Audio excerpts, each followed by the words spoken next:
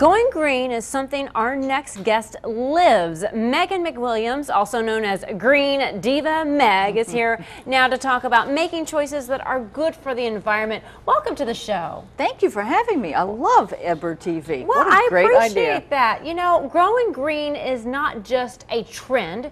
It really is a way of life. But let's define what sustainability really is. You're starting with the fun one, right? Oh, yeah. Well, sustainability, you know, to some folks, if you say the word sustainability, they immediately think of green energy or one aspect of, like recycling, or one aspect of green living. But sustainability, I think, is creating a healthier culture that minimizes harm to all living things and is thoughtful about the future for future generations and their well-being. So now we got a baseline for our discussion here. There's so many aspects to green living. What are you most passionate about? Well, I'd have to say food. Okay. It may be slightly obvious, but I do love food. And I think food being one of the essential ingredients for life, you know, it's important that we feed the planet, but it's important that we find ways to feed the planet and make sure that healthy food is accessible to everyone, and that healthy food is grown in a responsible way, that it doesn't harm the environment. Are we talking about organic, going to certain markets to purchase our food, going to our local farmers market? All of the above. Organic farming is a wonderful and important trend because it not only is healthier for us to reduce the amount of pesticides and chemical fertilizers we eat, but it's healthier for the soil and the farmers who are producing it. It can be more expensive, though.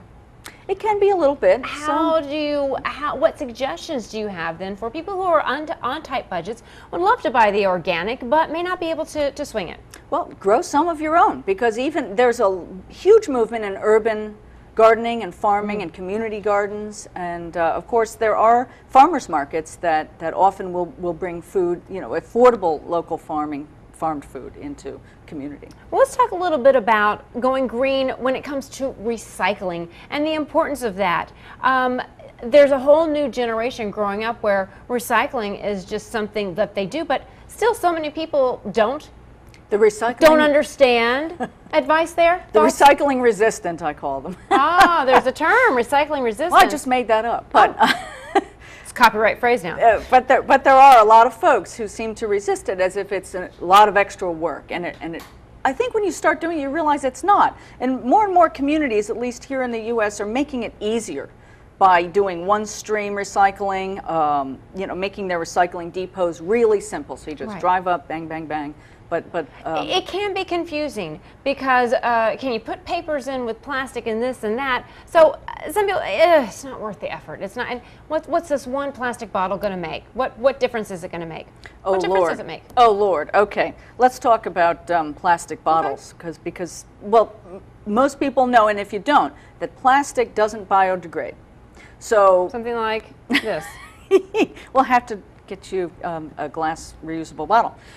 Plastic does, Plastic doesn't biodegrade, and in fact stays in landfills or wherever it lands for 500 to 1,000 years, and of course we don't even know yet because they're still studying it. Say that number again? 500 to 1,000 years this before plastic bottle, if you don't recycle, will stay in a landfill. 500 to 1,000 or years. wherever it ends up. Right, okay. And the statistics show that about the average person in the U.S. uses and throws away about 230 bottles a year. Well, not to mention it can be expensive as opposed to tap water.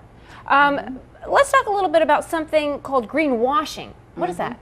Well, greenwashing, I mean, green is becoming more and more popular. More and more consumers are demanding green products, and manufacturers and marketers are hip to that.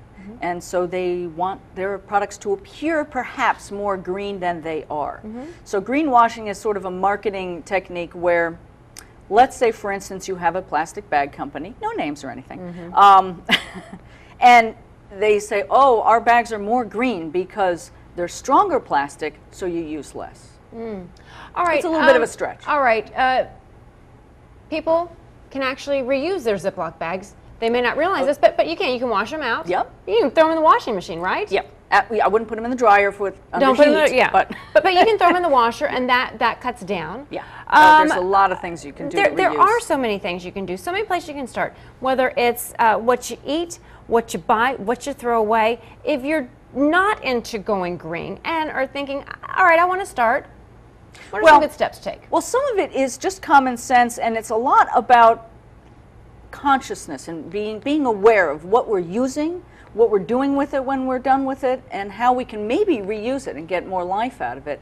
But recycling is an easy place to start, and if recycling isn't your thing, some people start by getting non-toxic cleaning products. Right. Because you're then cleaning up your environment a little bit, but it's also stuff that goes into the water systems, and it is helpful to have less of it in our world. Just plain old like baking soda, vinegar, natural elements. I got to ask you something though, real quick, as we close out. Shoes? You've got a story about your shoes. Oh, well, I do have. I suppose it's probably obnoxious for me to lift my feet. All right, can we? Can we get a shot of the shoes? All right, go ahead. Ah, there we go. These are eco-friendly shoes made from recycled materials.